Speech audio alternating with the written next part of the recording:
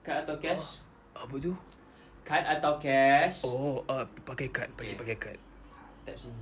Oh, okay. Berapa harga, adik? Ni harga ni nampak. Oh, ya. Yeah. Oh, sorry lah pakcik tak nampak. Yelah. Oh, mana tekan ni Oh, ni Weh, Dik, Dik. Dik, Sekejap. Acik nak receipt boleh, Dik? Nak receipt? Sekejap. Sekejap, cik. Sekejap. Okay. Nah.